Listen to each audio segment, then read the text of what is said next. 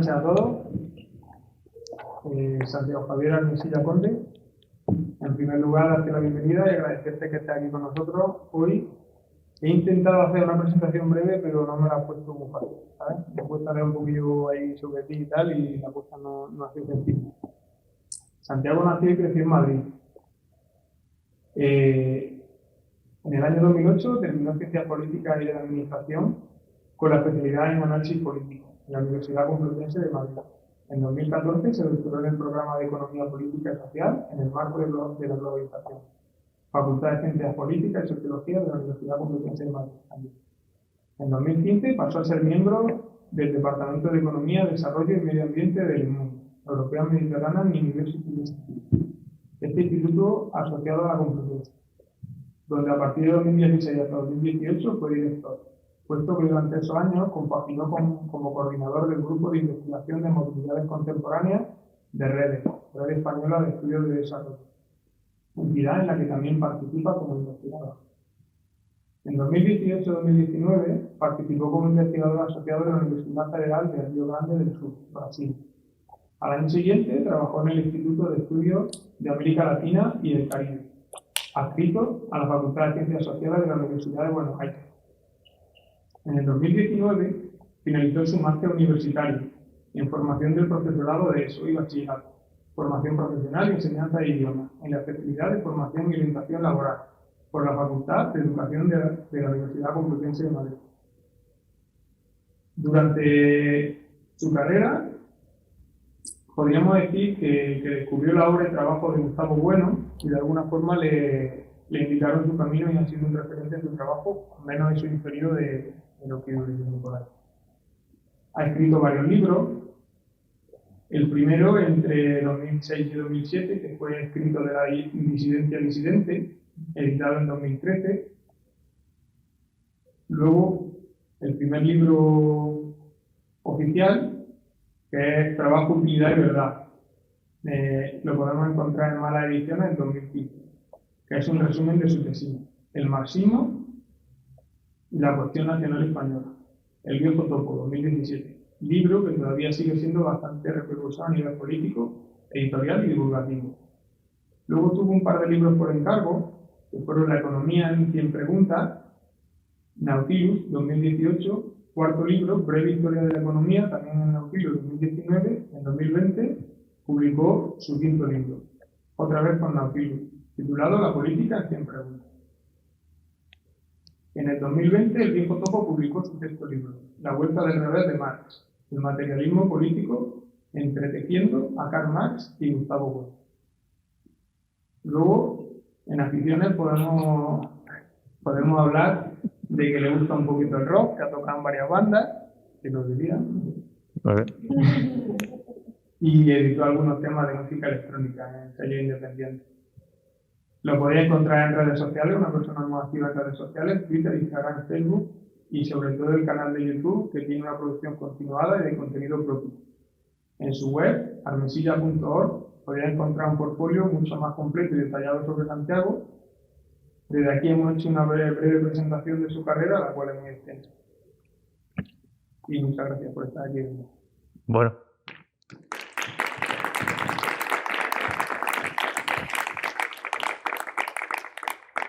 Pues nada, muchas gracias por la presentación. Nunca me habían presentado mis aficiones, es la primera vez que ocurre, así que de verdad muy agradecido porque a veces parece ser que si no presentas las aficiones de alguien, pues estás hablando con un robot o con un maniquí. Y bueno, sí, pues me gusta bastante la música, pero tengo otras aficiones también, pues yo qué sé, la comida de Salamanca y esas cosas, que es donde vivo ahora. Pero muy agradecido por comentarlo y, por supuesto, muy agradecido por invitarme a vuestra localidad y a Hinojosa y, bueno, y gracias a la Asociación Cívica por permitirme hablar de esta cuestión en la que Fran insistió tanto pues, en que tratara. Gracias, Fran. Y, bueno, tengo que condensar todo lo que voy a hablar en 1 hora y cuarto porque luego habrá preguntas del público, que es la parte que a mí más me gusta de las exposiciones porque es cuando hay interacción y cuando a lo mejor alguna cosa que no se ha tratado en la charla se puede tratar de una manera un poco más pormenorizada y de una manera incluso más incisiva. Y en la hora y cuarto en la que voy a hablar ahora, pues el tema que voy a tratar es un poco la relación que hay entre el mundo rural en España, aunque te daré también una panorámica general a nivel global, y la geopolítica. La charla se llamaba Geopolítica y el mundo rural en el siglo XXI y más que nada para que veamos un poco las conexiones y desconexiones fuertes que hay también entre un lugar tan particular como puede ser Hinojosa del Duque o cualquier otro pueblo de la geografía nacional y la geopolítica tanto nacional como internacional, es decir, como global. La geopolítica es una subdisciplina que se da en mi carrera, en ciencias políticas, pero también se estudia mucho en historia, se estudia mucho también en geografía, es una subvariante de la geografía política.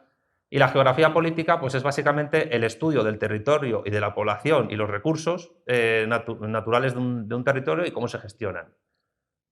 La geopolítica como subdisciplina de la geografía política, de las ciencias políticas, sería lo mismo, pero centrándose en la cuestión del poder, de la gestión de ese territorio, de la población y los recursos naturales y artificiales también, desde el poder del Estado y de las fricciones que entre los Estados existen a la hora de gestionar ese poder y de hacerse con el control de ese poder.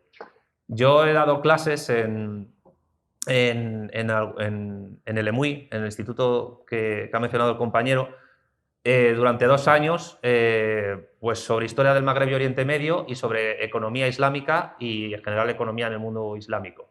Pero lo que yo decía en esas clases siempre era aplicable a cualquier otra zona del mundo. Y claro, en un pueblo de una comarca del norte de Córdoba, que aparentemente parece ser que es un sitio, entre comillas, seguro ante estas fricciones entre estados, pues lo que yo os diría para empezar es lo que siempre le he dicho a todos los alumnos que he tenido en estos estudios.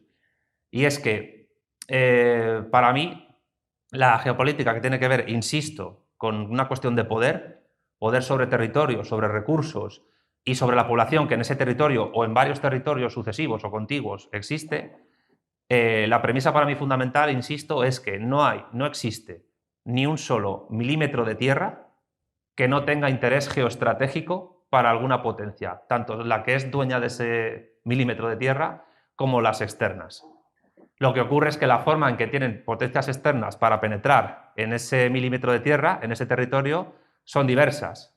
Puede ser una acción directa, una invasión militar, o pueden ser acciones indirectas a través de poder blando, a través de influencia cultural, a través de diplomacia, a través de comercio o a través de sanciones económicas o a través de otro tipo de instancias, incluso a través de subsidios, de subvenciones o de fondo de cohesión, que es, por ejemplo, una herramienta que ha utilizado la Unión Europea en tanto que marco geopolítico a través del cual Alemania se ha convertido en la aspiradora de recursos del resto de Europa y particularmente de los países del sur, esos que llaman PIGS, que como sabéis significa cerdos en inglés, Portugal, Italia, Grecia, España, y que son países que Alemania han necesitado para convertirse en la aspiradora de recursos, de población y de territorio donde llevar incluso sus turistas.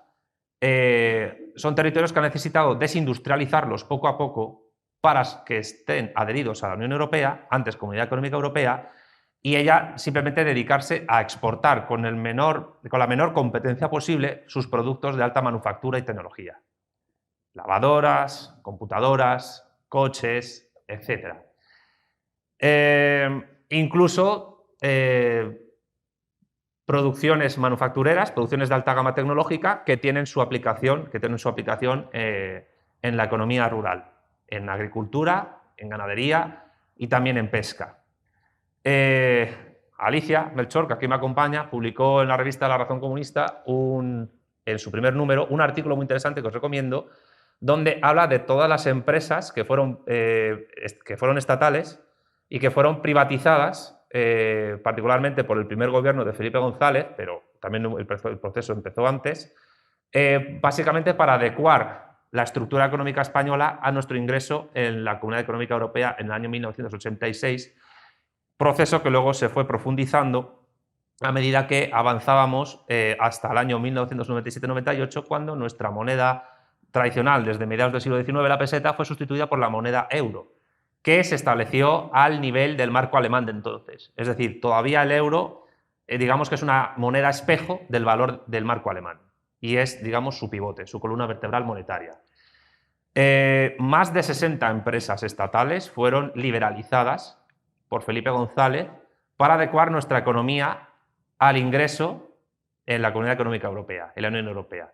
Ese ingreso, en un marco de geopolítica y de geoeconomía, que van a la par, la economía es economía política, no son disciplinas cogenéricas, y ahora veremos cómo esto entronca con el mundo rural, pues implica que España se inserte mediante esas liberalizaciones en unos planes y programas geoestratégicos de otros estados, pero también con la connivencia de las élites políticas y económicas españolas, en lo que muchos economistas llaman división internacional del trabajo.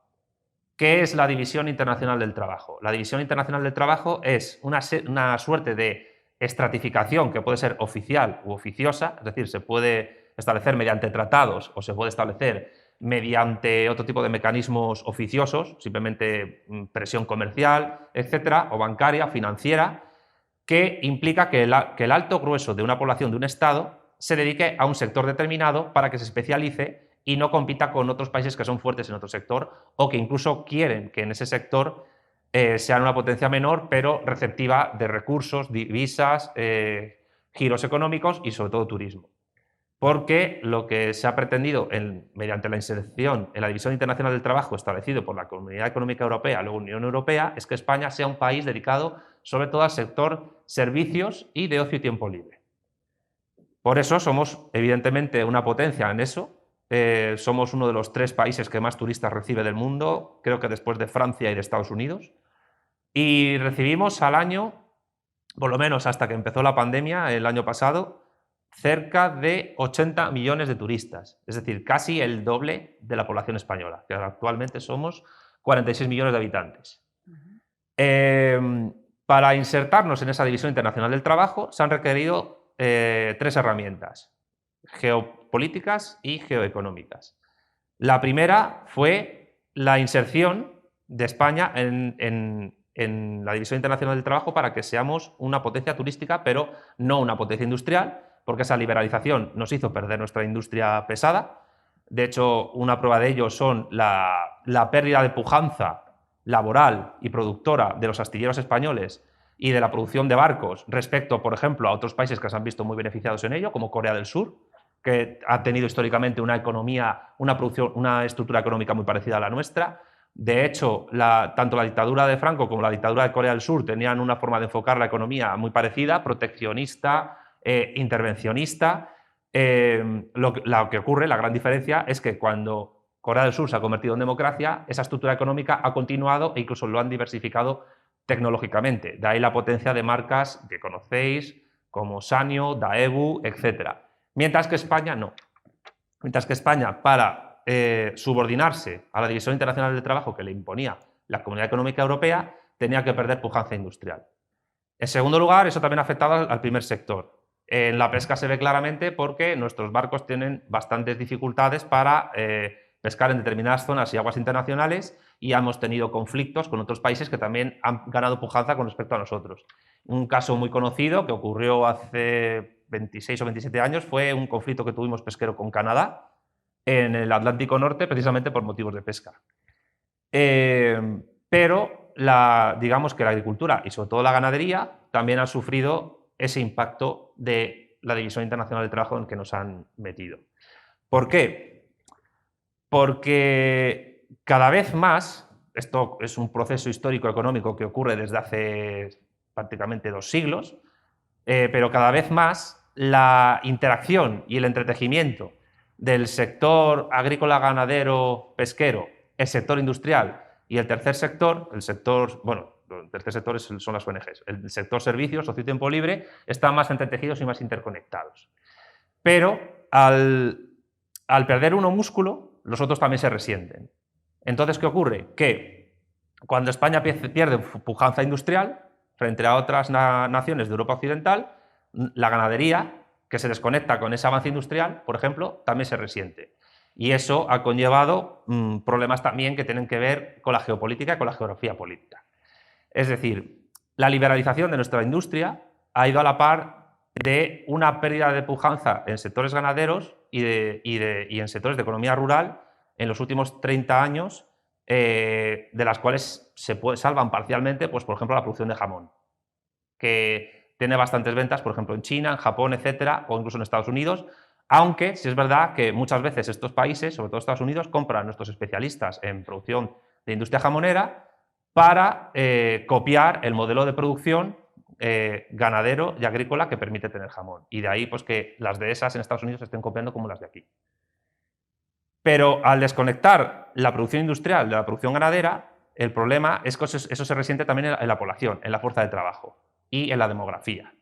El fenómeno de se puede llamar alternativamente España vacía o España vaciada, es un ejemplo de ello, aunque no significa lo mismo. Las zonas que demográficamente siempre han estado poco pobladas en España son las mismas que se están vaciando ahora.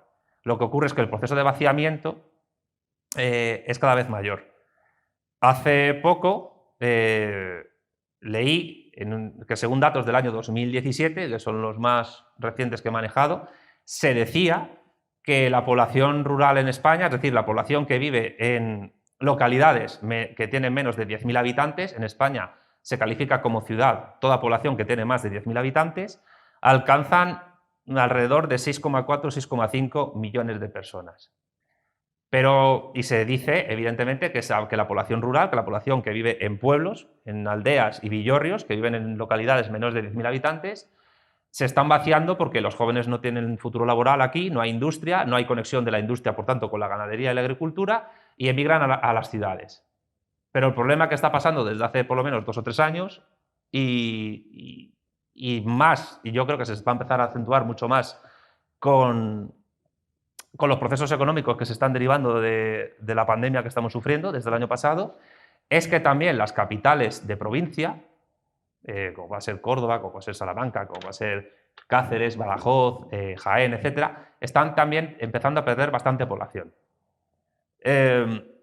De los 46 millones de habitantes que viven en España actualmente, la mitad de la población española vive en 8 provincias contadas, que son Madrid, Barcelona, Valencia, Sevilla, Zaragoza, Málaga, Bilbao y, si no me equivoco, Pontevedra. Es decir, en esas 8 provincias vive la mitad de la población del país. Y a la hora de gestionar los recursos de un país, que haya tanta concentración de población en 8 provincias, mientras que en el resto se esté perdiendo población porque hay paro, porque no hay una conexión fuerte entre una industria que ha perdido músculo y un sector ganadero que va perdiendo también músculo porque no se conecta con los otros sectores, pues evidentemente hay un problema geopolítico importante, que a la larga tiene difícil de resolución. O sea, hay estudios ya que están afirmando que el proceso de envejecimiento, de invierno demográfico de España es cada vez mayor y que dicen que alrededor del año 2100 ninguno de nosotros vamos a llegar, bueno, no lo sé, a lo mejor algunos sí, pero para el año 2100 la población española se va a reducir a la mitad actualmente, es decir, que habría unos 23 millones de habitantes, que es un número de población cercano al que había en la década de los años 40. Y para un territorio de tamaño medio como el español, ese es un problema. Es un problema. ¿Y todo esto por qué lo estoy diciendo? Porque el mundo rural está conectado cada vez más con el mundo urbano, y el mundo urbano también está cada vez más conectado con el mundo rural.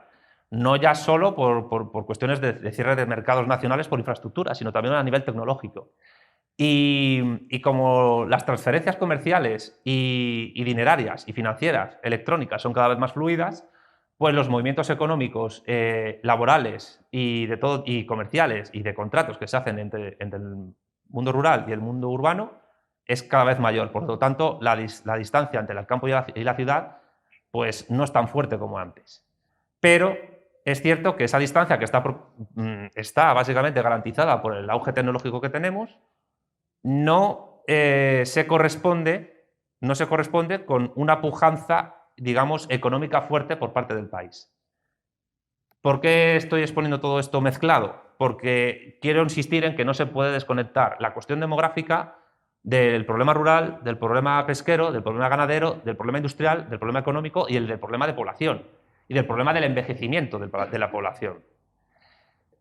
Hasta el punto que puede llegar un momento en que los grandes núcleos urbanos españoles, que sean Barcelona y sobre todo Madrid, engullan tanto al resto que apenas quede población en muchos pueblos, que cada vez están más abandonados y algunos están pues, perdiendo población. O sea, hay pueblos que han pasado de tener 1000 habitantes a 120 o a menos de 100, con una población muy envejecida y lo estábamos hablando esta mañana, con gente que se está fabricando sus propias tumbas, sus propios cementerios.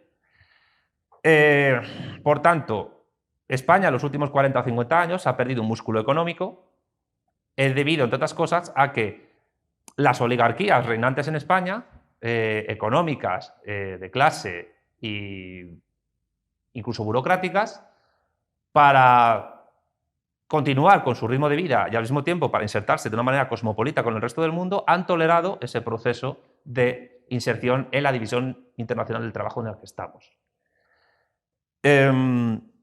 A esto hay que añadirle otro factor que viene acelerado con la crisis pandémica que estamos sufriendo. He de advertir, antes de nada, que los efectos de la burbuja inmobiliaria que se vivieron en el año 2007-2008, que se inició en Estados Unidos, todavía no se han superado del todo. Es decir, todavía vivimos bajo los efectos de la crisis de la burbuja inmobiliaria que se inició en Estados Unidos y alrededor de la especulación financiera sobre esas casas que no se podían comprar porque se daban hipotecas a gente que podía tardar 50 años en pagarlas y no tenían dinero para hacerlo, y por tanto los bancos firmaban unos contratos que muchas veces no iban a recuperar y eso para el banco era un problema. Pues los efectos de esa crisis todavía los seguimos viviendo y eso explica en buena parte, por ejemplo, el problema que ha tenido España para recuperarse también en su sector inmobiliario, que después de la liberalización de nuestra industria pesada se convirtió en un momento en la única fuente de producción de valor efectivo en nuestro país. Pero después del 2008, 2007, 2009, 2011, pues ese sector inmobiliario tímidamente se ha recuperado. Pero con la pandemia, que ha obligado a muchos países a cerrar sus fronteras y a encerrar a la gente en sus casas. Yo estuve, cuando empezó la pandemia, viviendo en Argentina, y Argentina sufrió la cuarentena más dura de todo el mundo. Es decir, nosotros no podíamos salir prácticamente de nuestro barrio y el abono de transportes, que era una tarjetita, si la usábamos sin justificación laboral o lo que fuese, pues nos la podían bloquear. Estuvimos así alrededor de 5 o 6 meses sin poder movernos.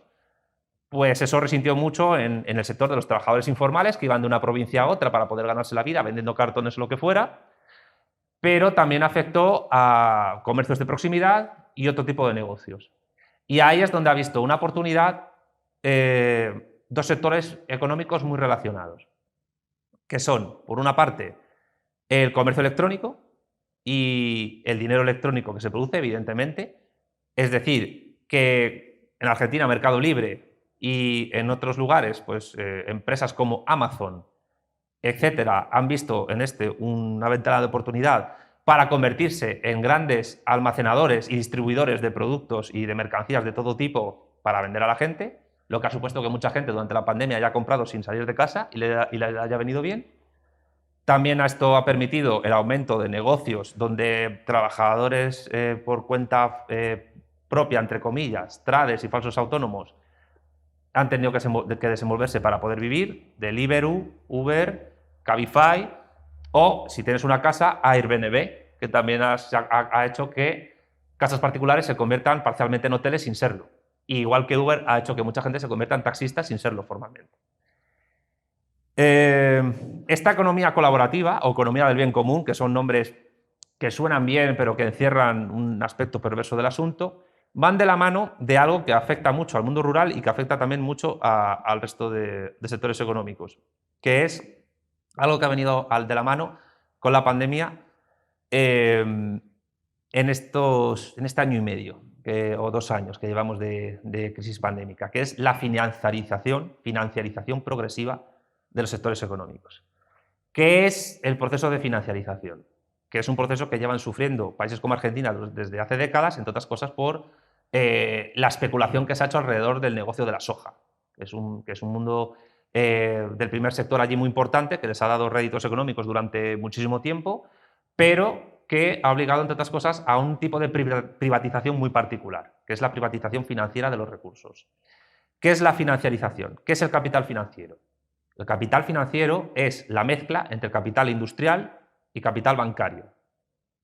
Surge en el momento en que hay una fusión fuerte entre bancos, tanto públicos como privados, pero particularmente suelen ser privados, con empresas de sectores industriales, agrícolas, ganaderos o pesqueros o incluso hosteleros, que hace que se produzcan dos efectos. En primer lugar, que llega un momento en que no se puede llegar a distinguir muy bien cuándo un negocio, un conglomerado empresarial es o banco o es empresa tradicional, porque empiezan a permitir ahorros, inversiones, etcétera, a convertir a sus empleados en accionistas, pero no en un sentido de cooperativa, sino en un sentido casi especulativo. Y en segundo lugar, y tiene que ver con esta palabra, especulativo, es que todos los productos que maneja esa empresa, tanto a nivel nacional como internacional, se convierten en bienes o servicios sobre los cuales determinadas personas especulan dinero. Es decir,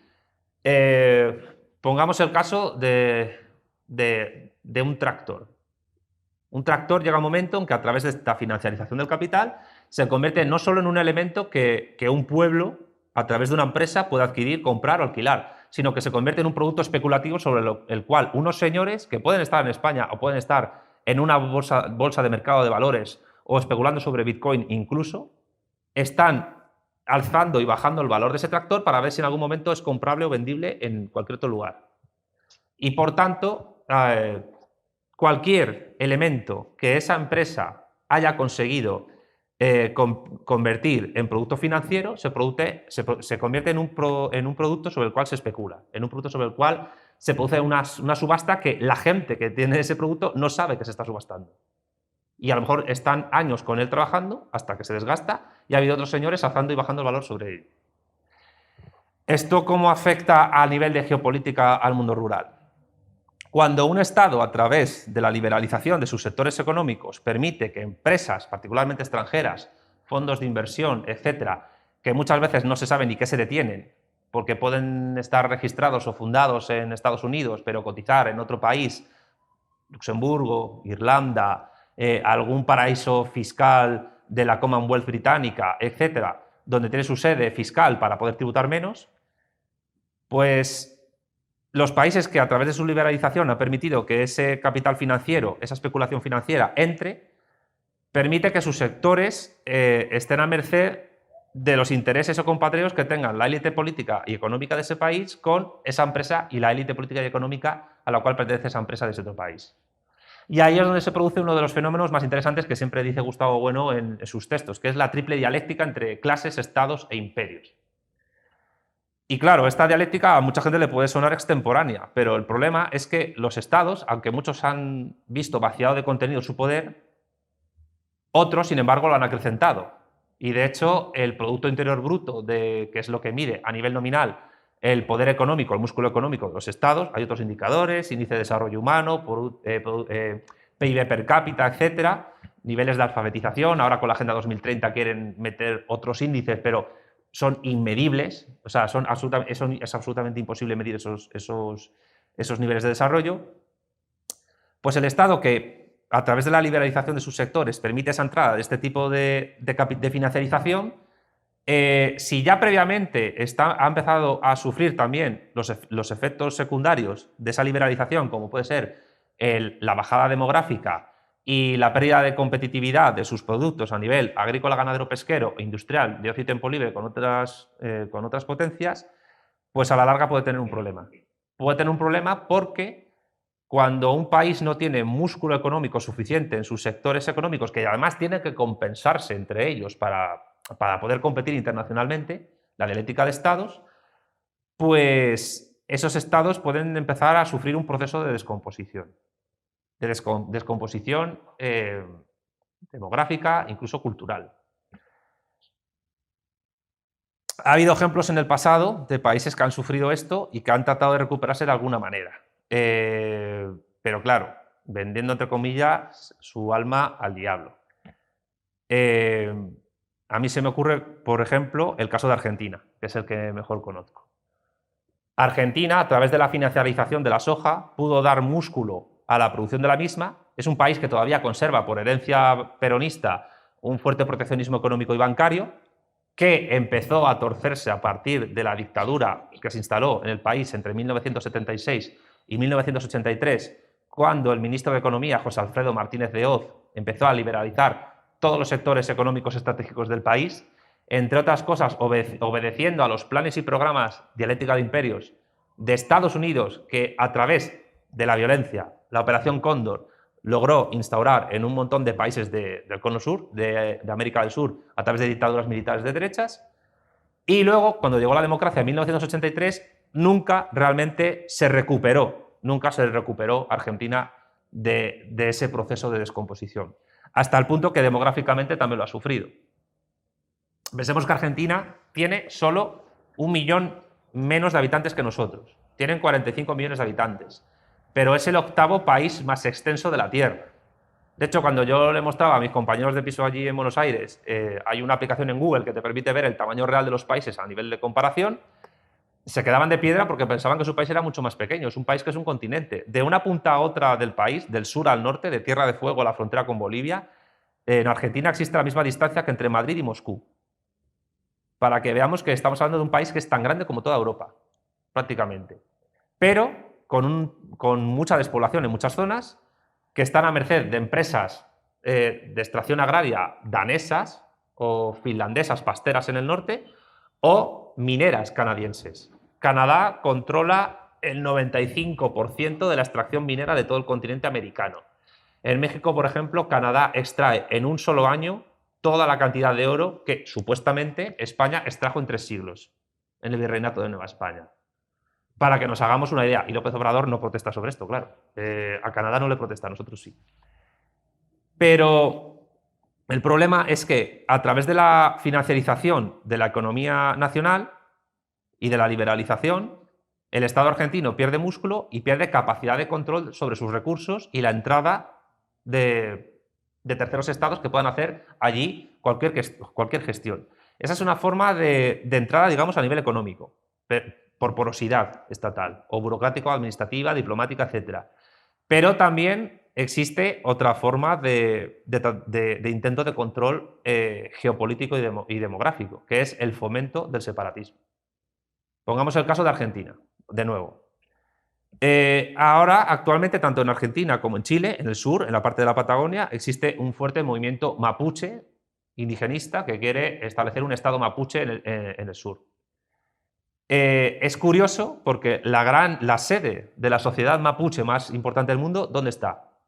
En Londres. El principal líder mapuche chileno es francés. Y además, si geopolíticamente los británicos consiguieran establecer un estado mapuche, eso les permitiría proteger el control que tienen sobre las Malvinas y que Argentina no tuviera capacidad de acción sobre esas islas. Y además hay que recordar que las Islas Malvinas son territorio OTAN y que, por tanto, los ejércitos de la OTAN, en teoría, porque el tratado es así, cualquier tipo de intervención que pudiera haber sobre las Malvinas podían proteger la soberanía británica interviniendo allí. Pero teniendo un estado mapuche al lado, dedicado a un sector económico pues mínimo, tipo pesca o tipo ganadero mínimo, podían básicamente pues, tener la tolerancia de los estados más ricos y subsistir. En España existen movimientos separatistas fuertes, en zonas de tradición industrial potente, como Cataluña y País Vasco, pero, por ejemplo, ahora en una región como Andalucía, con un sector ganadero tradicionalmente importante, fuerte y también agrícola, pues han empezado a surgir partidos políticos que reclaman a Andalucía como nación, como el de Teresa Rodríguez. Evidentemente, no estoy diciendo que Teresa Rodríguez esté a las órdenes de Su Majestad la Reina de Inglaterra, no estoy diciendo eso, no soy conspiranoico, pero este tipo de grupos políticos pues se pueden siempre aprovechar por parte de terceras potencias para actuar sabiendo que ese país está debilitado demográfica, política e industrialmente. Porque yo siempre tengo que insistir en esto, no ya solo que la economía es economía política, sino que cualquier ámbito de la vida de una nación está interconectado con cualquier otro ámbito de la vida de una nación. Y por ello, digamos, la planificación estratégica e incluso geoestratégica que un Estado tenga, tiene que, en teoría, garantizarle dos cosas que actualmente en España están en entredicho desde hace tiempo. Esas dos cosas son, por una parte, soberanía política y, por otra, independencia económica. Cuando los sectores industriales, agrícolas, ganaderos, pesqueros e incluso del sector turístico y servicios carecen, entre comillas, de fuerza conjunta para poder hacer que este país tenga algo que decir en el ámbito internacional a nivel diplomático, pues ese es el momento en el cual terceras potencias pueden aprovechar para intervenir ahí y vaciar de contenido esa soberanía. Y la soberanía política no es solo que te reconozcan en la ONU con un asiento, que también es tener poder político, económico, cultural e incluso militar para poder decidir algo en el mundo. Porque los estados se mueven a nivel diplomático y geopolítico como barcos en un océano. Tienen que tener una buena capitanía para manejarse en las aguas y tratar de no chocarse unos con otros para mantenerse a flote. Si tienen una mala capitanía o tienen un motín a bordo que lo desborda, a no ser que el motín sea bueno y permita una gestión mejor del barco, siempre pueden chocar con elementos naturales o con otros barcos y irse a pique. Y por eso,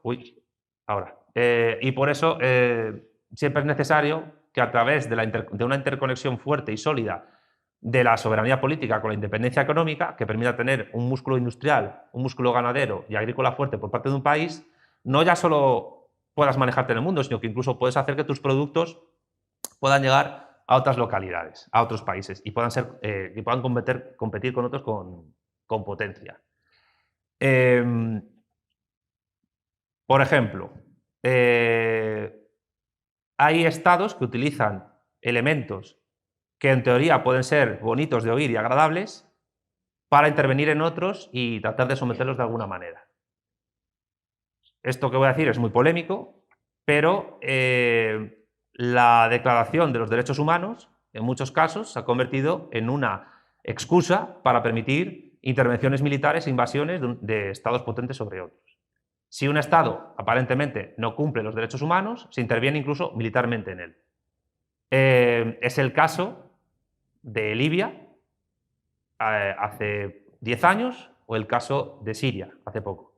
El problema es que Siria resistió esa intervención indirecta a través del ISIS, cuyos militantes muchas veces vivieron tranquilamente durante décadas en países como Inglaterra o Alemania o Francia, hasta que fueron llamados al territorio sirio para intervenir, o el caso de Libia, que también es verdad que tenía una organización administrativa muy débil porque estaba basada en una suerte de ten con ten entre la administración política y los clanes tribales que había allí. Es el problema de los estados musulmanes, que nunca se cierran como estados modernos porque hacen un equilibrio extraño entre una suerte de absolutismo monárquico o republicano y la gestión de tribus. Pero si Libia, que en la época de Gaddafi era el estado con mayor índice de desarrollo humano de África, cayó, entre otras cosas, fue porque a Francia le interesaba que hubiera un corredor desde el lago Chad. El Chad es un estado que fue en el pasado colonia francesa, que llegara hasta el Mediterráneo, y Gaddafi se oponía. Y al mismo tiempo Gaddafi quería hacer una moneda africana como el euro y hubo estados como Francia que se oponían. Y eso fue uno de los motivos geopolíticos por los que llevaron a un país que tenía un fuerte sector agrícola, ganadero, pesquero e industrial, en los estándares africanos, nos estamos entendiendo, cayera. Intervención directa e indirecta al mismo tiempo. Y ahora, pues, por desgracia, a Libia es un estado fallido que ahora mismo no tiene un gobierno estable, tiene guerrillas y milicias y señores de la guerra por todo el territorio, y al mismo tiempo se ha reinstaurado casi de manera alegal la trata de esclavos en la zona. Cada vez que intentan llegar personas inmigrantes del África subsahariana por el territorio libio, acaban siendo capturados y tratados como esclavos, como si estuviésemos hablando del siglo XI o el siglo XII, y vendidos. Ya digo, Siria resistió ese cometido, pero claro, hay que tener en cuenta una cosa, que es muy difícil hablar de soberanía política, a pesar de que haya estados con más o menos soberanía política que tengan asiento en la ONU, cuando en la ONU existe una cosa llamada Consejo de Seguridad, en la cual hay 5 estados que fueron los vencedores de la Segunda Guerra Mundial. Bueno, Francia no ganó ninguna guerra, pero tienen una diplomacia muy buena y se metieron ahí. Y esos 5 estados tienen derecho de veto sobre las decisiones de los demás. Entonces ya vemos ahí que hay una asimetría en lo que a soberanía política y geopolítica se refiere. Y no es casual que esos 5 estados, Francia, Reino Unido, Estados Unidos, Rusia, como heredera de la Unión Soviética, y la República Popular China, sigan siendo pujantes en todos los sectores económicos que manejan. Y que tratan de abrir sus mercados a los productos que le interesen del exterior y al mismo tiempo tratan de imponer sus condiciones económicas en el resto. Y la independencia económica pues también tiene que ver con eso, con la soberanía política. En el momento en que España liberaliza su economía y entra en la moneda única, pierde soberanía política y pierde independencia económica porque las decisiones macroeconómicas dependen de lo que decidan funcionarios y burócratas del Banco Central Europeo y del Parlamento Europeo en Bruselas. Y de ahí que, por ejemplo, nuestro sector ganadero tenga que adecuarse a lo que se diga en Bruselas para poder adecuarse a los estándares europeos. Y el Fondo de Cohesión, que en muchas cosas yo no niego que haya supuesto una ayuda a determinadas personas que se dedican a este sector, también ha sido una suerte de, voy a intentar utilizar una expresión adecuada, una suerte de abrazo del oso que ha permitido, entre otras cosas, la intensificación para tratar de insertar nuestros productos en el extranjero, pero siempre, incluso productos que aunque los trabajen trabajadores españoles o inmigrantes residentes aquí, muchas veces son sus materias primas, animales incluso, importados de fuera, son la extensión pues, de las macrogranjas, de una ganadería intensiva, controlada por fondos de inversión, que son resultado de ese capital financiero que he mencionado antes y que a través de la pandemia se ha intensificado. También es verdad que es un fenómeno de 2 años solo, pero que va a ir a más. O sea, esta financiarización del sector ganadero y de otros sectores va a ser cada vez mayor y o hay que acostumbrarse o hay que empezar a entenderlo para poder analizarlo de manera crítica acertada. Yo soy consciente de que las macrogranjas tienen problemas de gestión, sobre todo por el tema de los purines, que es una cosa muy parecida a la que ocurre con los residuos nucleares en las centrales nucleares, aunque es verdad que los residuos nucleares cada vez se gestionan mejor. No estoy en contra, en principio, de que existan macrogranjas, pero el problema de las macrogranjas, aparte de la contaminación, es la gestión que se hace de ellas a través de fondos de inversión extranjeros y a partir de una financiación que ha sido posible porque España ha perdido músculo de independencia económica. Y aparte de que es una gestión poco ecológica que se podía solventar, además de por una dirección estratégica estatal mucho planificada, mucho más eficiente a nivel tecnológico y científico, con la gestión ecológica de una ganadería extensiva que pudiera dar empleo y pudiera cubrir más territorio y que fuera un poco también más ecológica. Pero claro, el problema es que cuando un país ha perdido capacidad de controlar su moneda realmente, de controlar sus decisiones estratégicas económicas y de adecuar tanto su política monetaria como su política laboral a estándares de División Internacional del Trabajo extranjeras, es muy difícil poder actuar, o casi imposible. Hay que recordar que hace unos años el artículo 135 de la Constitución se modificó express, gracias al PSOE y al PP, y si no recuerdo mal también a lo que entonces se llamaba Convergencia y Unión, para adecuar nuestros presupuestos a los que marcaba el Banco Central Europeo y la Unión Europea. De hecho, yo no sé si alguien se ha leído la Constitución española después de esa modificación de ese artículo, porque ese artículo muestra que no somos prácticamente realmente un país soberano, porque la expresión Unión Europea aparece en ese artículo. Y cuando los presupuestos generales del Estado, que son los que permiten organizar al poder ejecutivo, mediante aprobación también del poder legislativo, todos los impuestos que los españoles pagan tienen que depender de unos señores que no están viviendo en Madrid, aunque sean españoles, y que estén viviendo en Bruselas y trabajando allí al cuerpo de rey, entonces tenemos un problema para poder gestionar todos nuestros sectores económicos, tanto el primario como el secundario como el terciario. Y es verdad que España tiene un sector servicios potente, no ya solo por lo que he dicho el turismo, tenemos un sector hostelero potente, tenemos hoteles muy buenos por Hispanoamérica, etcétera, pero también sufrimos las restricciones que el COVID ha tenido en la gestión de esos hoteles, porque el turismo se ha resentido durante muchísimo tiempo, prácticamente un año en todo el mundo.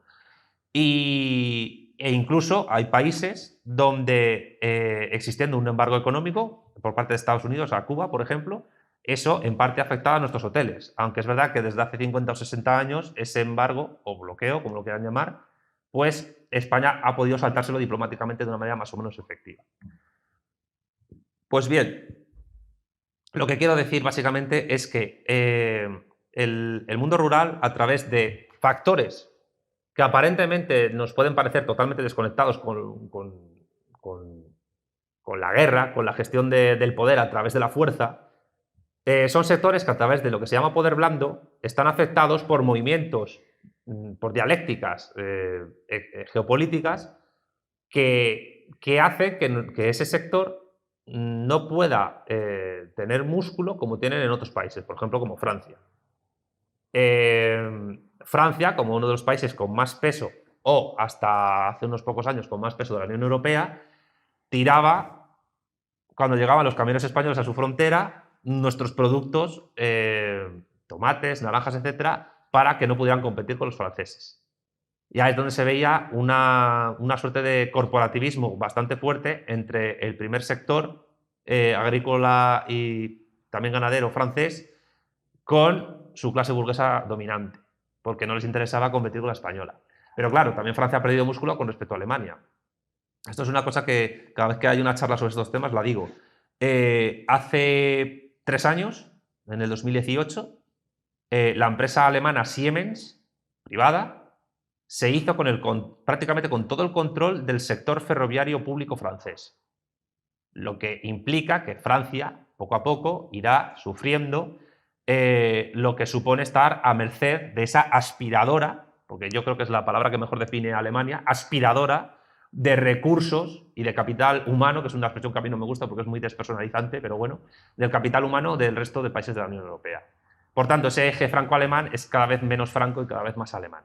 Y por tanto, la Unión Europea, de alguna manera, se ha convertido, en expresión de Gustavo Bueno, en una suerte de imperio depredador gestionado por Alemania, que todavía no puede ejercer todo su poder, una suerte de cuarto Reich, incluso se podría decir, que todavía no ejerce todo su poder sobre el continente porque tiene poco músculo militar todavía y porque es básicamente un lugarteniente de los Estados Unidos en el continente. Aunque Alemania aspira poco a poco, viendo el declive, que yo creo que cada vez va a ser mayor de Estados Unidos, aspirar a convertirse en el total hegemón del continente europeo.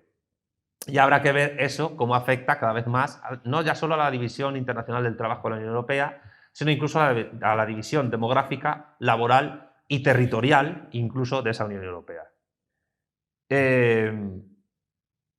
Lo que está claro, a mi juicio por lo menos, es que cuando un Estado carece de soberanía política y hace que su constitución esté cambiada para que una instancia superior aparezca en la misma Constitución como garante de que aquí se hagan bien las cuentas y que incluso le puede imponer sanciones, y al mismo tiempo ese país carece de independencia económica porque no puede desarrollar una ganadería con vacas autóctonas y tenga que traerlas de Francia porque supuestamente están más preparadas para una producción con menor tiempo y menor coste que pueda, entre comillas, competir con ciertos mercados, cuando luego en realidad tampoco puede, pues uno se da cuenta de que España tiene un problema geopolítico que el sector ganadero lo vive de una manera intensa, pero no es el único sector que lo vive. Y yo quiero insistir en esto, los problemas que tienen los ganaderos españoles están conectados con los problemas que tienen los industriales españoles, con que tienen los camareros españoles, con lo que tienen los obreros de la construcción españoles, los maestros de escuela, los profesores de universidad, las personas que se dedican a la construcción, a la administración y dirección de empresas. Es decir, son problemas que nos afectan a todos. Y cuando un sector se resiente, por un motivo, entre comillas, externo y también interno, los demás también. Y cuando España es un país que empieza a tener cada vez menos soberanía política y cada vez menos independencia económica, Eso se resiente a nivel demográfico y se resiente a nivel cultural. Porque llega un momento en que ni siquiera podemos tener capacidad de decir algo a escala global. Yo voy a ir concluyendo ya, porque en hora y cuarto exponer todos los problemas derivados de una situación geopolítica que viene de décadas atrás es muy difícil. Pero yo espero que ahora, en el diálogo que podamos establecer entre nosotros, pues podamos llegar a puntos que sean más específicos y más punzantes derivados del panorama general que he expuesto.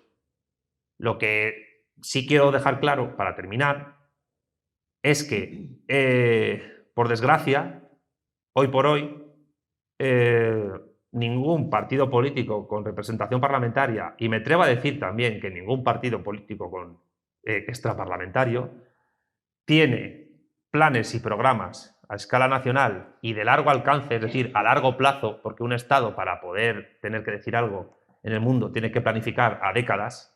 Los chinos, por ejemplo, planifican a 50 o 60 años toda su economía. De ahí está el plan hecho en China 2025, que se lo pasaré a Fran para que lo pueda distribuir entre la gente que esté interesada.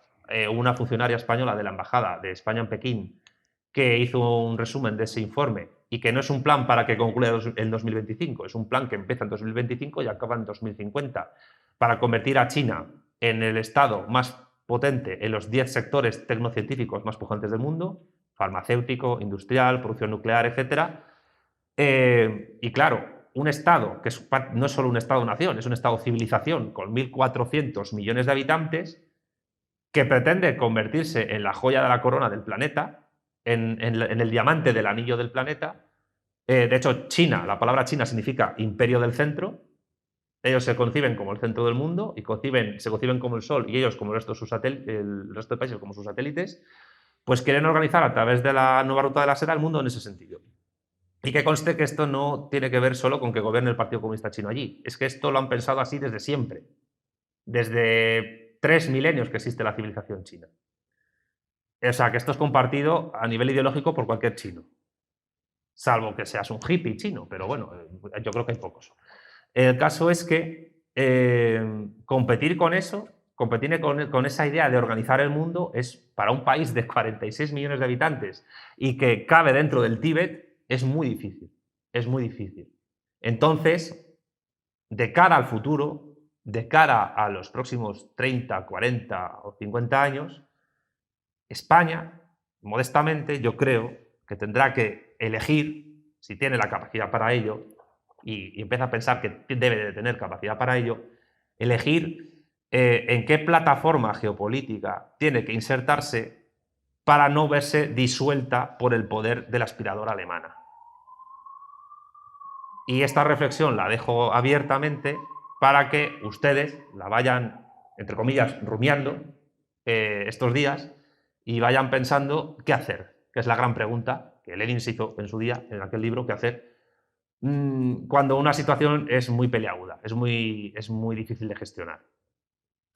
Y lo dicho, el sector ganadero y todo el mundo rural y sus problemas no están desconectados de los problemas que sufren los trabajadores españoles en las grandes ciudades, menos aún en las capitales de provincias, que muchas veces su economía depende del entorno de los pueblos que están alrededor y de otras ciudades, porque muchos de los productos que se producen en esos pueblos llegan a las capitales de provincia.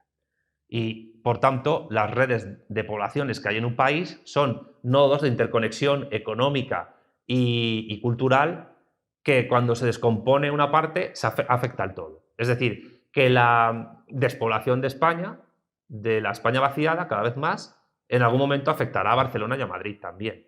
Que no quepa la menor duda de ello. Entonces, esto es una suerte de impasse y de reflexión colectiva que todos tenemos que hacer, tanto la gente que vive en pueblos como la gente que vive en grandes ciudades, para saber qué hacer. Qué hacer de cara a este siglo XXI, que ya llevamos rodados 21 años, que no es moco de pavo. En el siglo XX, 21 años, pasó 3 o 4 revoluciones y una guerra mundial. Y nosotros pues ya llevamos varias guerras y una pandemia. que tampoco que no es para quedarse manco, o sea, que decir, ya es un siglo interesante.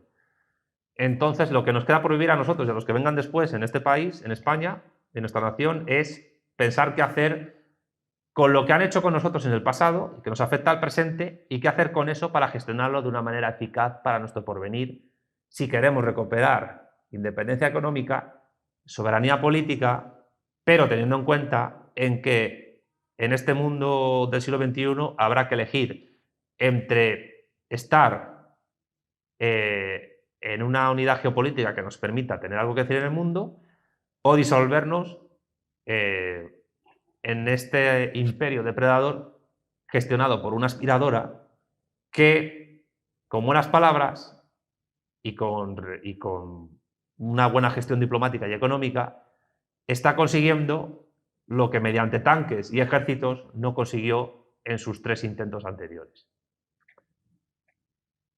Reflexión abierta, puede que sea difícil, lo entiendo, pero que creo que merece la pena pensar en ella con seriedad. No tengo nada más que decir al respecto, he tratado de ser muy sintético y no utilizar un lenguaje muy técnico porque creo que es una estupidez cada vez más. Así que agradezco que me hayan escuchado. Cualquier pregunta, crítica o comentario que quieran hacerme o hacer en colectivo, pues yo creo que será muy fructífero para lo que queda de reunión, de encuentro. Y no tengo nada más que de nuevo agradecer a la Asociación Cívica haberme llevado aquí, a Hinojosa del Duque. No conocía la localidad y espero volver pronto, porque la gente es muy agradable y se come muy bien y se está muy bien. Y en fin, quedo a su entera disposición. Muchísimas gracias por escucharme.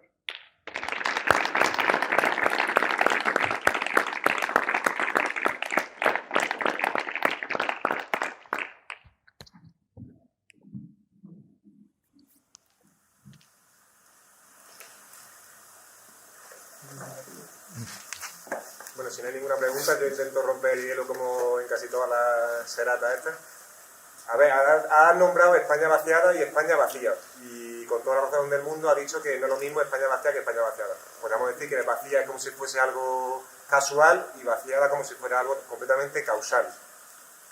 Supongo que, bueno, yo tengo claro con qué término me quedaría y yo te preguntaría a ti, ¿cuál crees que se adapta más a la situación a la que ha derivado el mundo rural y si consideras que efectivamente es algo que ha sido así, algo natural, algo esporádico, algo casual, o si por el contrario hay un plan y con muchos proyectos que lo están ejecutando y que llevan muchas décadas realizándose y que por tanto es más correcta o más correcto el término España vaciada. A ver, la pregunta es buena y evidentemente como son 2 términos hay que contestar con 2 cosas. En primer lugar, es correcto, los 2 son correctos. La diferencia es que la idea de España vacía tiene que ver con que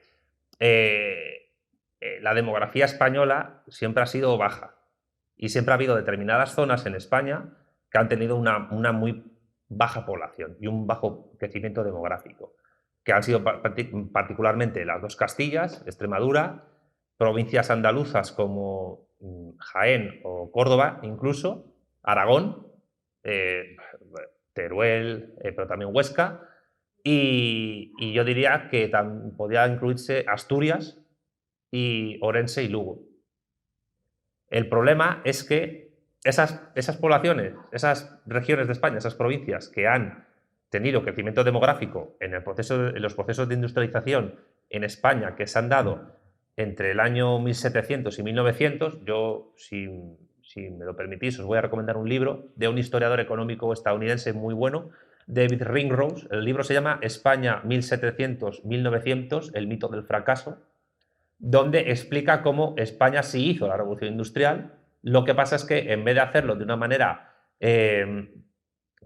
radiada desde un centro urbano muy particular al resto de la nación, como pudo ser de Londres al resto de Inglaterra o de Nueva York o Washington al resto de Estados Unidos, se hizo desde centros de producción industriales locales, entre comillas, no conectados mucho con Madrid. Madrid siempre tuvo históricamente una fuerte burguesía funcionarial, pero las burguesías industriales potentes empezaron a hacer realmente en Barcelona y en Bilbao, y un poco en San Sebastián.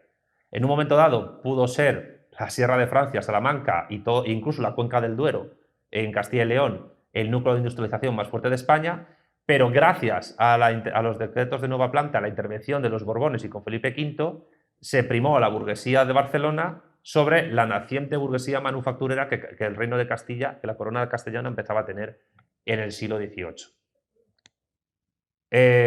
Pero aún así hubo crecimiento poblacional. Pero sin embargo esas zonas que he dicho siempre estuvieron más vacías que el resto.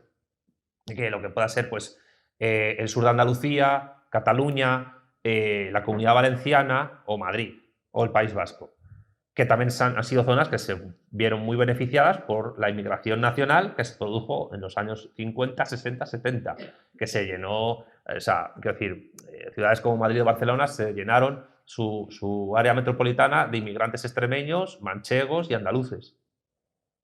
Lo que ocurre es que esa España vacía, que entre comillas siempre ha existido, ahora se está vaciando más. Y se está vaciando más por estos procesos económicos y geopolíticos que he tratado de explicar todo lo sintéticamente que he podido, sin dejar de tratar de ser minucioso. Entonces, los dos términos son correctos. Te puedes quedar con cualquiera de los dos, teniendo en cuenta que es más fácil de vaciar un territorio que nunca ha tenido una población muy alta. Y cuando ese territorio que no ha tenido nunca una población muy alta se empieza a vaciar, se nota muchísimo más que, sobre todo si es lento, que un territorio que ha tenido una población muy alta y que poco a poco se vacía. Porque evidentemente quizás si Madrid o Barcelona perdieran población, eso se podría notar en un momento dado, pero sus repercusiones a largo plazo económico pueden llegar mucho más tarde. Pero el problema es que eso no ha ocurrido. Es decir, Madrid y Barcelona han visto incrementar a su población. El área metropolitana de Madrid, si no me equivoco, creo que roza ya casi los 6 millones de habitantes. Es la mayor área metropolitana de toda España. Y lo que es Barcelona y todo su cinturón industrial abarca prácticamente casi todo lo que es la Costa Brava, es decir, toda la provincia de Barcelona. Todo lo que hoy se llama Tabarnia, ¿no? Entonces los dos términos son correctos. La cuestión es, ¿sería posible revertir ambos fenómenos? Es decir, ¿sería posible revertir el fenómeno de la España vaciada y al mismo tiempo revertir la tradición demográfica de esa España vacía?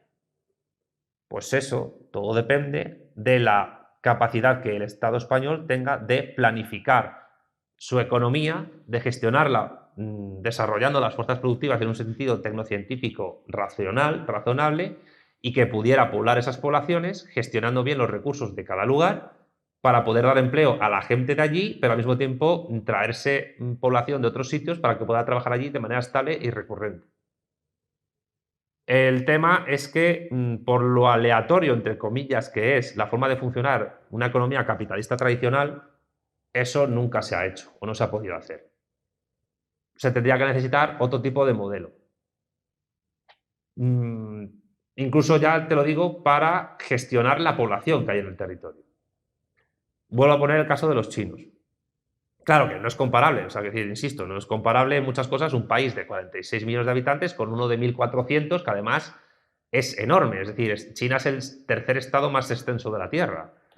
Pero durante los últimos 40 o 50 años, después del golpe de timón que dio económicamente Deng Xiaoping, mucha población rural se fue a la costa. Entonces, más de la mitad de la población china está concentrada en la costa, desde Pekín hasta Hong Kong, y particularmente Shanghái, que se está convirtiendo cada vez más en el centro económico, portuario y financiero del mundo. Pero el Estado chino está planificando las próximas décadas para tratar de repoblar el interior y llenando el interior de infraestructuras, de comercio, de economía y de industrias potentes a nivel tecnocientífico. Un ejemplo claro, una de las ciudades más pujantes de Asia Central es Xinjiang, la capital de Xinjiang, de la región uigur, que está en la frontera está dentro de China, pero que está en la frontera con Urumqi, se llama la capital, con Mongolia, con Rusia al norte y con Kazajistán al este. Y se convierte Urumqi en un atractor económico y financiero de fuerza de trabajo, no solo China, que además se prioriza, sino incluso de otros países de Asia Central, particularmente Kazajistán, Tayikistán, etc. Con lo cual, digamos que todos los estados planifican su economía, tengan modelo capitalista o socialista, y todas las empresas planifican su economía a largo plazo. La cuestión es que una planificación económica estatal tiene que darse de la mano con una planificación de qué se hace con la población, con la demografía, es decir, de cómo es el crecimiento demográfico de ese país. Y hay dos vías que tampoco son incompatibles una de la otra. Una es inmigración y la otra es que nazcan más bebés, que nazcan más niños. ¿Por qué? Porque es la población nueva que surge la que puede sostener y mantener las pensiones de la población. Y España es un país que cada vez está más envejecido, hay poco crecimiento demográfico y las pensiones se tienen que mantener. Una de las cosas que siempre me insistía cuando yo di Hacienda Pública en cuarto de carrera, Barragán se llamaba mi profesor, era que el dinero, siempre decía, el dinero no es de goma, no se puede estirar como uno quiera. Y por tanto, lo que se hace con el dinero, con los presupuestos de un Estado, tiene que elegirse muy bien. Y eso tiene que tener implicaciones también en que si crece la población o no. Por tanto, yo diría que en resumen, que las dos expresiones son acertadas, pero también diría que si España tuviese un modelo socioeconómico distinto, que apostara por la soberanía política y la independencia económica y por un desarrollo de las fuerzas productivas, aprovechando los avances tecnológicos y científicos que se dan, que son tremendos, y que nadie aquí es tecnófobo, se podría revertir tanto el proceso de la España vaciada como el de la España vacía. Pero eso, claro, se requeriría una capacidad tal de poder conocer sobre el terreno las potencialidades económicas y demográficas y territoriales, no ya solo de las autonomías, sino de las propias provincias y de las comarcas y los municipios. Y que el Estado sea pleno y absoluto conocedor de todos esos detalles para poder organizarlo racionalmente. Tecnología y para ello, ahora también se necesitarían pues, funcionarios o encargados adecuados que sean capaces de conocer todas estas cuestiones. Pero insisto, las dos expresiones son adecuadas, pero ambas se pueden revertir si se hicieran bien las cosas. Pero claro, estos son planes a largo plazo. Y el aquí y ahora es complicado. Pero la resolución de los problemas del aquí y ahora solo se pueden realizar de una manera eficiente cuando se marcan en proyectos a largo plazo de décadas que permitan situar a España en el año 2050, pero no en la Agenda 2050, sino en otro tipo de planes y programas para mediados de siglo o al 2060 que remodelen completamente el país. Porque yo insisto, o sea, el problema de los gobiernos es que muchas veces solo piensan en el corto plazo electoral. 4, 8, como mucho 12 años, pero no piensan en décadas. Y no piensan en décadas porque están en una dinámica electoral, partitocrática, por eso tienen los programas que tienen electorales. Son pobrísimos la mayoría. Entonces, se requieren políticos que piensen en el largo plazo. Que piensen en el largo plazo a más de medio siglo. Y la España vacía y vaciada es un problema a largo plazo, a más de medio siglo, porque ya lo es ahora. Entonces hay que partir de las inercias del pretérito que afectan en la actualidad y de ahí planificar hacia el porvenir, sabiendo los problemas que arrastramos del pasado. No sé si te he respondido. Vale.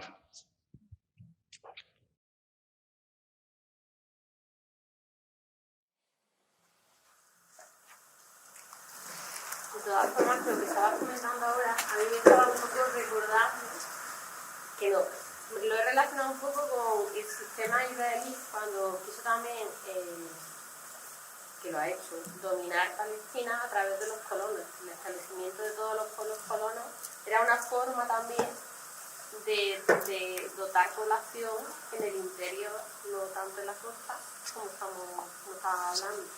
Pero aparte yo quería comentarte que has estado hablando sobre la soberanía, pero desde el momento y hora que España en 1986 se incorpora a la Unión Europea, una de las cuestiones que cedemos, per se, que está incluida en todos los tratados de adhesión, es la soberanía.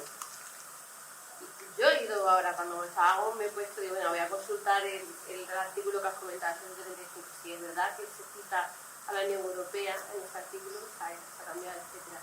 Pero claro, yo lo que veo es eso, que eso va implícito en el momento que entramos.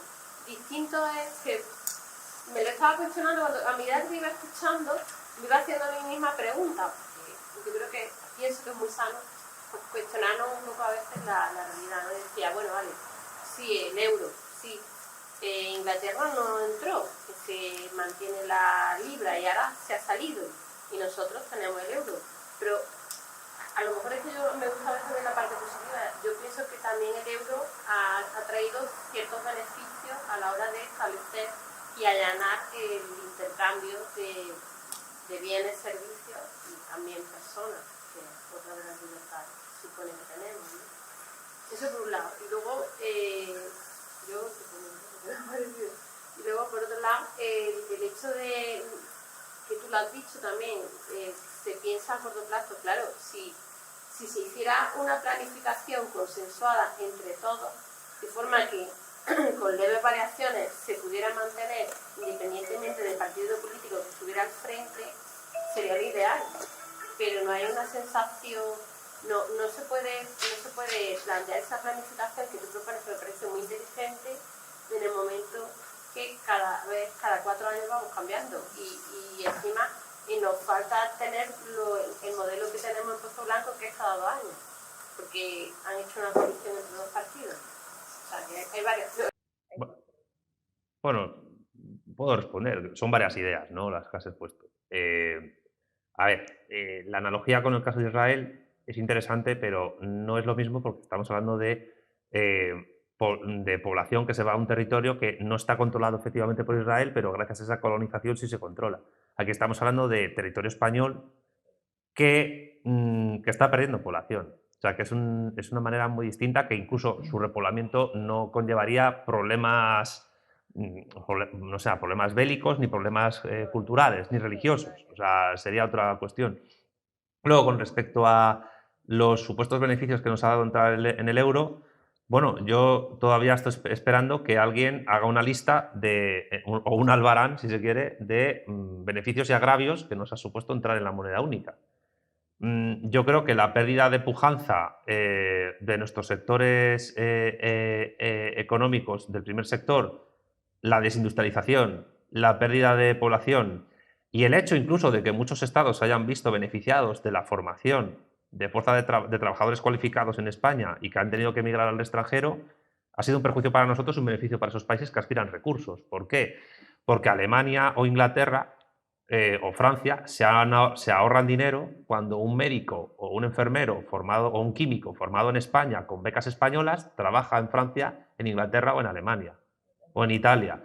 Por tanto, la cuestión es, ¿tiene España geopolítica y geoeconómicamente hablando la soberanía política, la independencia económica suficiente como para recuperar esa fuerza de trabajo cualificada que se ha ido fuera? No, no lo tiene. Y por tanto, yo creo, se me ocurren muchas más, pero porque ya he citado unas cuantas, pero creo que ese es un agravio que la Unión Europea nos ha provocado. Es decir, a través de esos mercados que se dan en la Unión Europea, nuestros estudiantes con becas pues no tienen oportunidades para destacar en universidades, en institutos de investigación o en institutos tecnológicos potentes y se tienen que ir fuera, y esos países pues así se ahorran dinero porque no han tenido que gastar recursos en sus propios estudiantes para tenerlos ahí.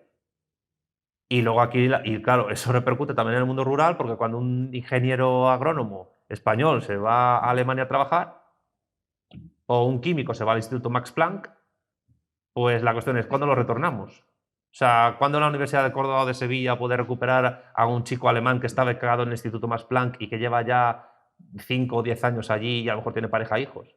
¿Cómo le traes a su tierra? Y a lo mejor el hombre está echando, o la mujer está echando de menos su tierruca, como dicen en Cantabria, pero no lo recuperas. Entonces, claro, ahí yo creo que hay un problema. Ahí es cuando me refiero a aspiradora de recursos. Sobre el Reino Unido. El Reino Unido es un país, lo comentábamos a la hora de comer, que aunque no lo parezca, es de la Europa occidental el que más se parece a nosotros. De hecho, digamos que somos el anverso y el reverso en muchas cosas. O sea, somos como la antítesis el uno del otro.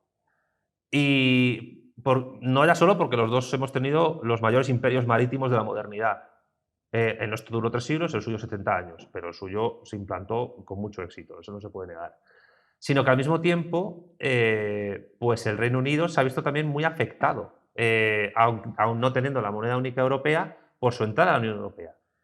Perdió músculo industrial, perdió músculo tecnocientífico, hubo depauperización de muchas ciudades del interior de Inglaterra. Y es precisamente ese grupo de personas que en los últimos 30, 40 años perdieron su estatus socioeconómico y su trabajo en Inglaterra, los que han dado la victoria a la opción del Brexit en el Reino Unido. Y es verdad que el Reino Unido tenía músculo industrial todavía, y es verdad pues, que tiene la Commonwealth, y es verdad que tiene a Estados Unidos de aliado. Pero también es verdad que la clase obrera británica y los campesinos británicos y los pequeños propietarios de tierras británicos y la gente que tiene comercios de proximidad británicos se vieron muy afectados por el aspirador a recursos que era Alemania y antes Francia. Sí es verdad que hay una distancia enorme entre las élites británicas y las élites y las clases más bajas inglesas, algo que también pasa en España, pero allí tienen mucho seguidismo digamos, la población baja con sus élites.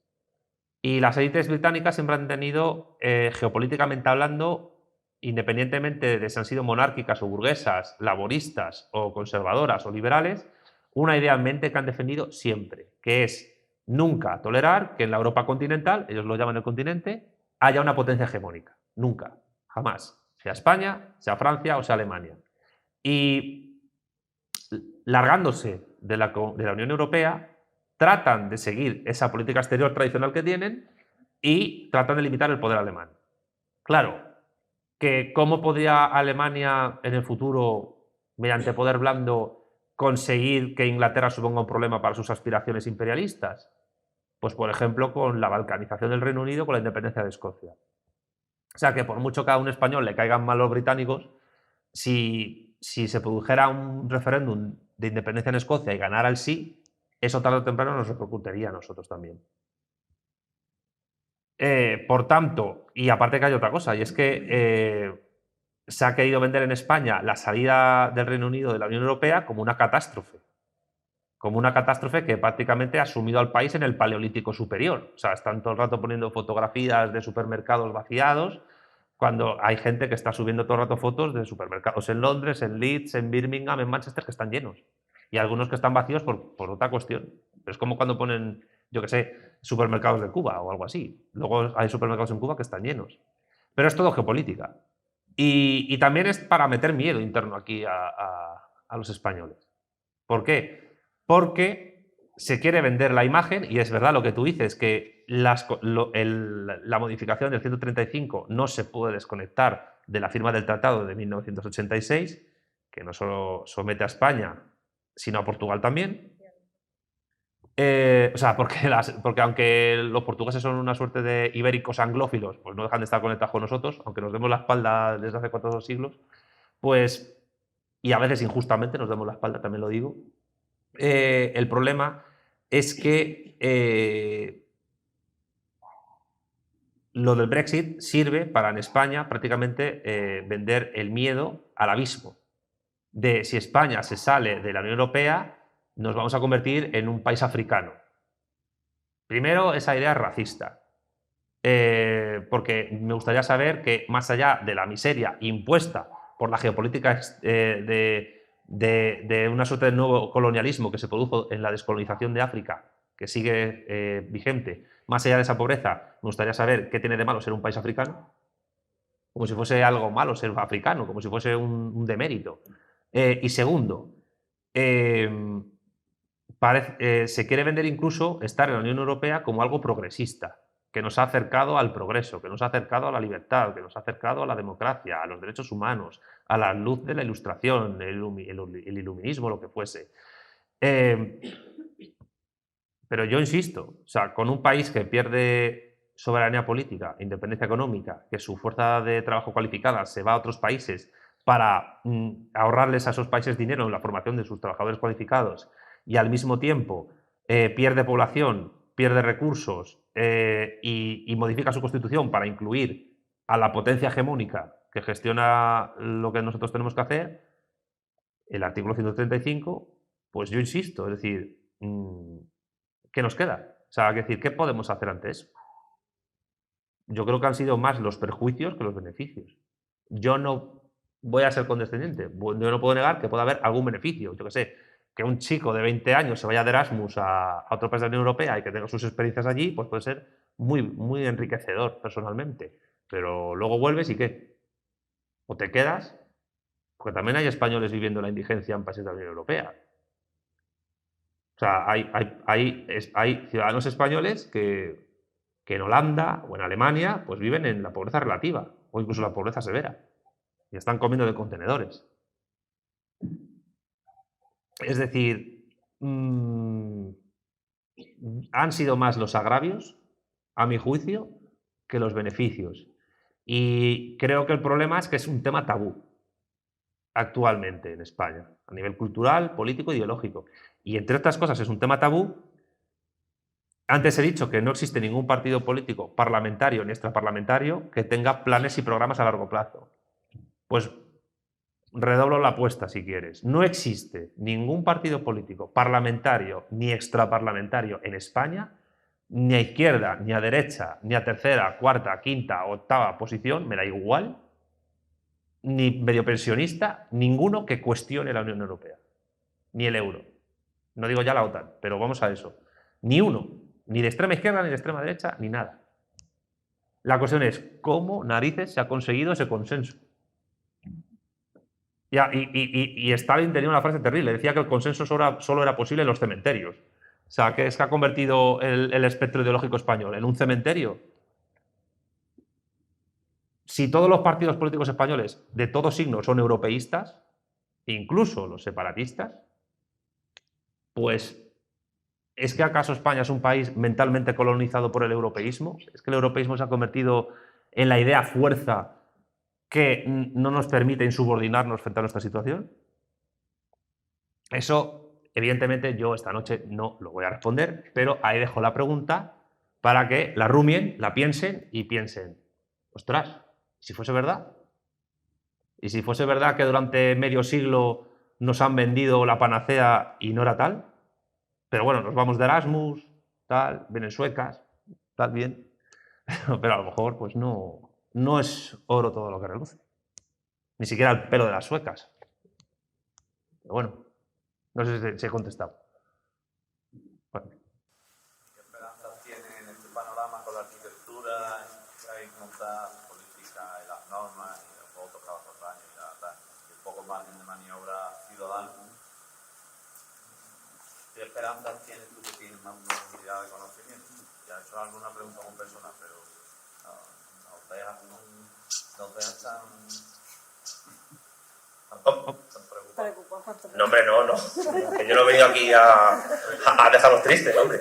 Pero eso conecta un... Por las suecas nada más, pero por lo demás... Bueno, las españolas son muy guapas también, hombre. No, pero que esto conecta un poco con una pregunta que ya he hecho también, ¿no? Quiero decir, esperanza es lo último que se pierde. De hecho, ya sabes que yo soy ateo, pero la Iglesia Católica, además de los 7 pecados capitales, te dice que perder la esperanza es pecado mortal. O sea, es el peor de los pecados, perder la esperanza.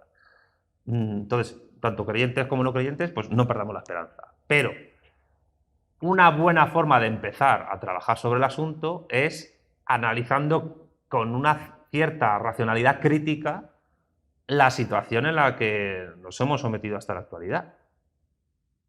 Por algo se empieza. Evidentemente, yo no creo que en 2 o 4 años se pueda cambiar la situación. Has hablado de los 2 años en que se hacen las gestiones electorales allí, pero yo creo que como mínimo hay que señalar críticamente, no vamos a decir a los culpables, pero sí a los responsables. Y yo creo que buena parte de los responsables son las clases dirigentes y las oligarquías políticas y económicas dirigentes que España ha tenido, que yo creo, sinceramente, que dan por perdido al país o les importa poco y que prefieren, sinceramente, pues dejarse llevar por lo que le digan desde fuera, porque en el fondo tampoco les afecta mucho la situación que se pueda vivir en Hinojosa del Duque o en Getafe, o en Hospitalet del Llobregat, o en Aldea del Obispo, que es un pueblo que está casi al lado de Portugal, en Salamanca. Les importa poco. Y ellos, mientras tengan un cierto control sobre el territorio, pues el resto de cosas yo creo que realmente les da igual. Y yo creo que como mínimo hay que empezar a señalar eso. Yo evidentemente ni soy adivino, ni sé cómo va a ser el futuro, ni tengo recetas mágicas, porque no soy un mago, soy un ser humano, de lo que hay que hacer, pero entiendo que la esperanza no se pierde cuando la capacidad de crítica acerca de lo que nos rodea y lo que nos sucede a nosotros y a los que queremos y a los que están a nuestro alrededor nos permite ver cosas de una manera que a lo mejor antes no veíamos porque ahora podemos encajar bien las piezas. O sea que yo creo que es una buena forma de empezar a ver la situación.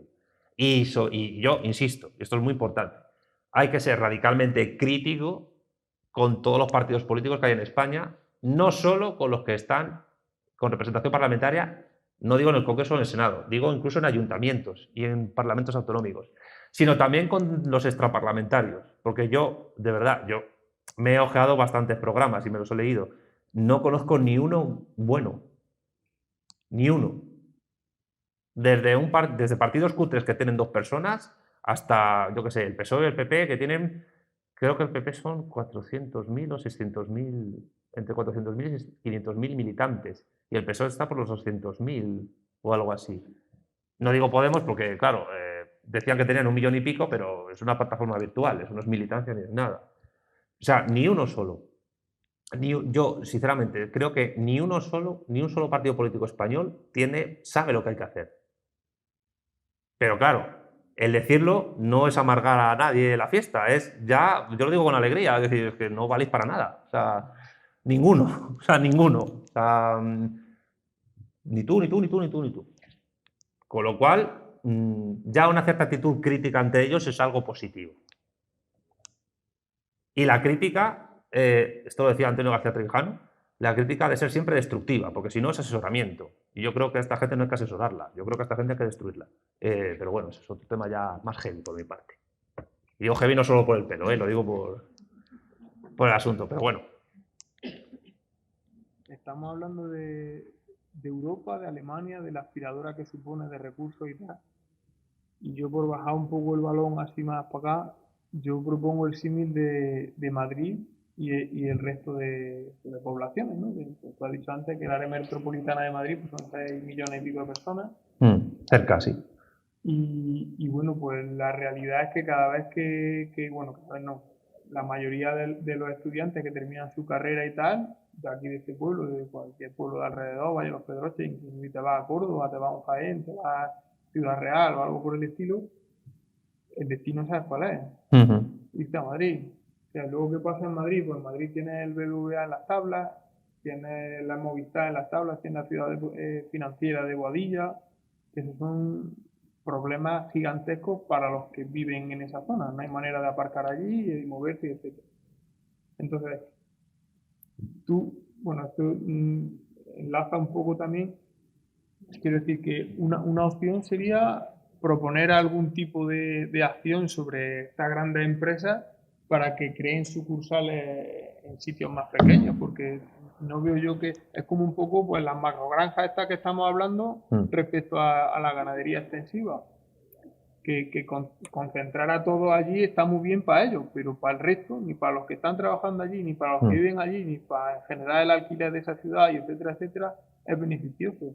No sé tú si ves algún tipo de beneficio, o sea, de beneficio, de posibilidad de que ocurra, de que haya beneficios fiscales o algo así, para que estas grandes empresas empiecen a mover a trabajadores, porque ahora lo del teletrabajo está súper extendido. Que esa es otra pregunta que quería hacerte, otra consideración, que no sé cómo tú la ves también, si ves que de verdad es un atisbo de esperanza para los pueblos, bueno, los pueblos, no tan pueblos, pero el tema de las carreras técnicas, que cada vez son más un auge para la tecnología y eso, pues otro motor ahora que va creciendo cada vez más.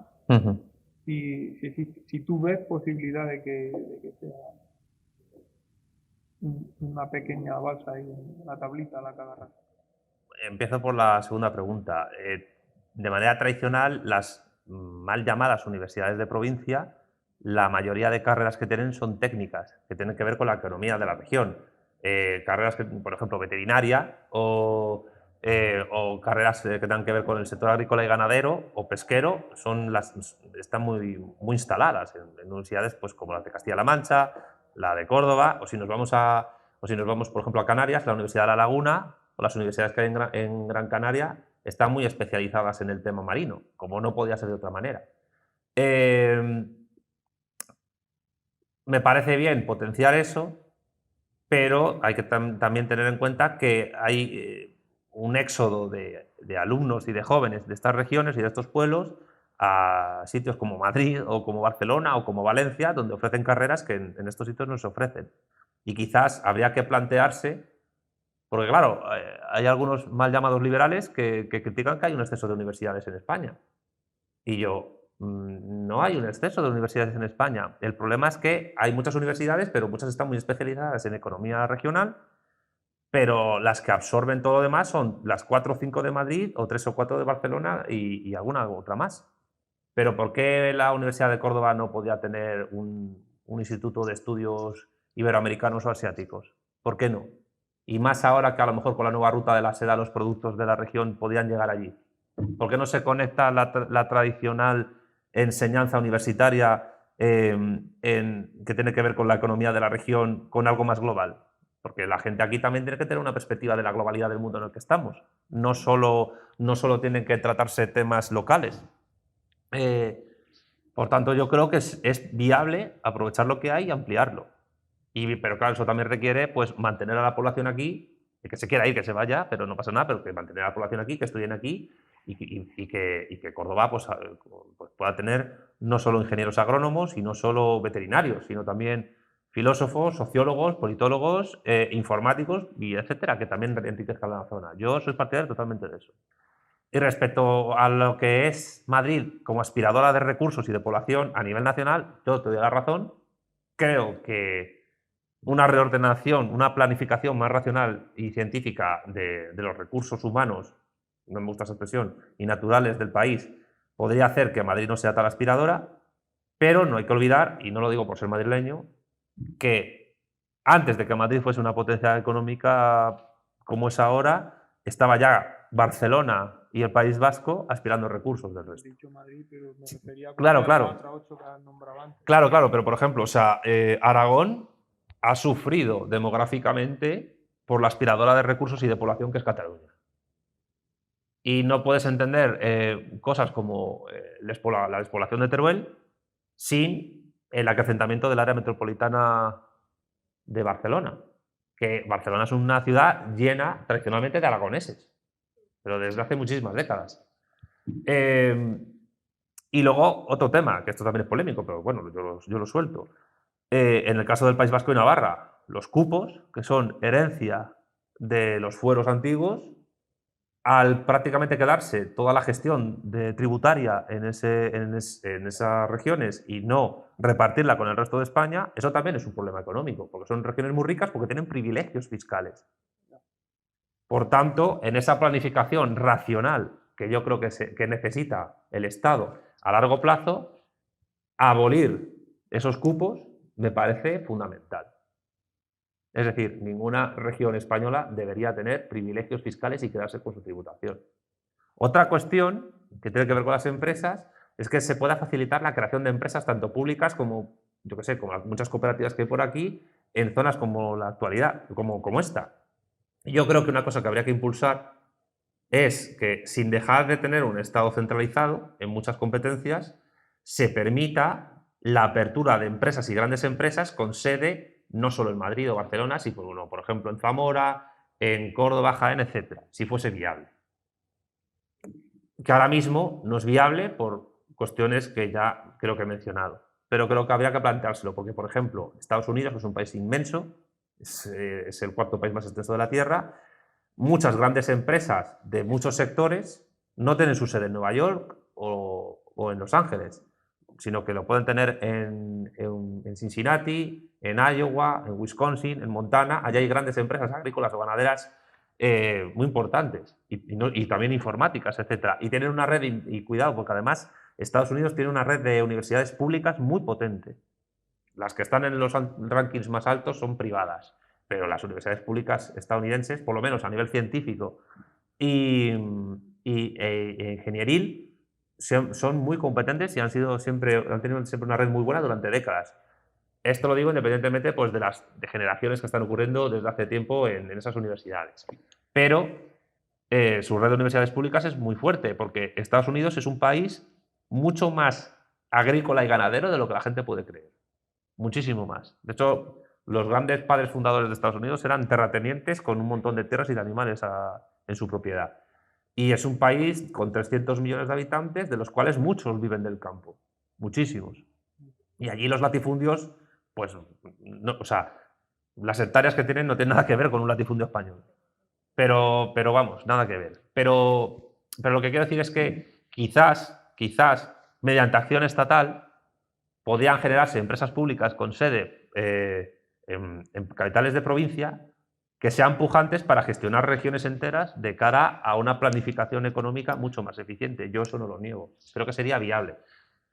Por eso digo, es que es muy importante pensar a largo plazo. En política y en economía es fundamental pensar a largo plazo. Si no pensamos a largo plazo y saltamos los obstáculos que el sistema de partidos tiene, pues soberanía política e independencia económica recuperadas es prácticamente imposible. Por ejemplo, ahora que has hablado de un estado centralizado en Madrid, si tenemos ahora mismo, por lo menos la sensación que tenemos en Andalucía es que hay 17 estados, no es uno, sino que hay 17 autonomías, que cada autonomía es de su padre y de su madre, y primero y está todo descentralizado. De hecho, eso ha sido un problema ahora mismo con el COVID, principalmente porque, aunque parezca mentira, Andalucía ha sido una de las primeras comunidades autónomas que siempre es la comunidad autónoma piloto. Gracias a Dios, somos simpáticos, agradables, está muy bien aquí, y cuando hay que probar un sistema, se viene a Andalucía. ¿De qué sistema hablo? El sistema andaluz, todo lo que es tema de gestión de datos y demás, se probó hace muchísimos años, y yo conocía la gente que llevaba, se probó en Andalucía. ¿Qué está pasando? Porque como hay distintos sistemas, según qué comunidad, luego chupan, no se puede unificar, no hay una unidad de criterio, una unidad común en la que se puedan volcar los datos, pasa con las personas cuando nos movemos a otra comunidad, etc. Entonces, lo que tú propones, yo estoy de acuerdo contigo en lo que acabas de proponer, pero ahora mismo la realidad es la que yo te estoy poniendo. Pues yo creo que lo que tú planteas es muy interesante y muy necesario. Yo no niego que a nivel económico, de gestión empresarial, pueda haber una mezcla entre centralización y descentralización en el sentido de estas sedes y de estas empresas públicas. Es otro tema, pero yo, por ejemplo, sí defiendo la recuperación estatal de competencias en materia educativa y de sanidad. Quiero decir, no tiene ningún sentido que las comunidades autónomas no compartan los datos del historial médico de una persona y que si uno tiene una enfermedad en otra comunidad autónoma, pues tenga dificultades por su tarjeta sanitaria para ser atendido. Y no tiene ningún sentido que haya 17 sistemas educativos españoles donde se enseñen historias completamente distintas. Y que incluso haya disputas territoriales en los libros de texto por ríos. Como el Ebro, por ejemplo, que tú te vas a libros de texto en Cataluña y te pone que el Ebro nace en tierras extrañas. Como si Cantabria fuese una tierra extraña.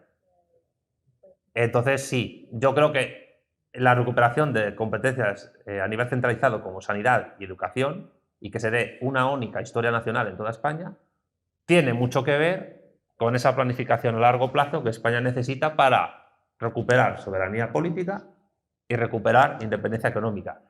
Y si no les gusta a ustedes la palabra recuperar, pues tener una que nunca hayamos tenido muchísimo mayor y mejor que la que hemos tenido en antaño.